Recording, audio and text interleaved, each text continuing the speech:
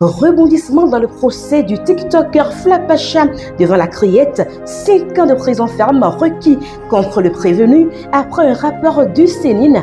Un rapport du CNIL révélant de présumées données cybercriminelles dans son téléphone a tout gâté. Mauvaise nouvelle pour Flapacha, alors que le procureur avait requis sa relaxe pure et simple.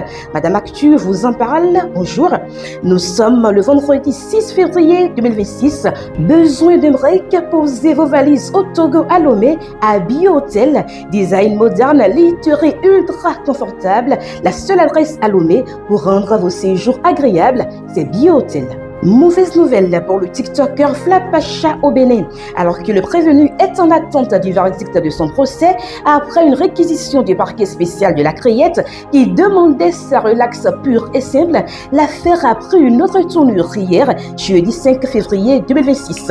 En effet, un rapport du CNIL dans le cadre du dossier est parvenu sur la table des juges ainsi que des différentes parties. Selon le ministère public, ce rapport du Centre national d'investigation numérique montre que l'analyse du téléphone Samsung Galaxy sur lequel des données cybercriminelles ont été retrouvées appartient bel et bien au TikToker Flapacha, contrairement à ses déclarations qui indiquent que le téléphone appartient à son frère aîné.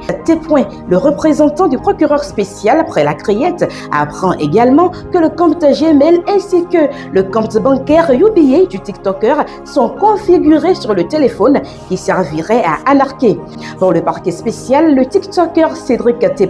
alias Flapacha est l'utilisateur du téléphone. Le ministère public a donc demandé à la Cour de reconsidérer ses réquisitions dans le dossier et de condamner le TikToker Flapacha à 60 mois de prison ferme, soit 5 ans, et à une amende de 2 millions de francs CFA. Son avocat, Maître Hugo Rompolou, a plaidé sa relaxe pure et simple au motif que son client ne s'adonnait pas à la cybercriminalité et que c'est son frère aîné, Franck T.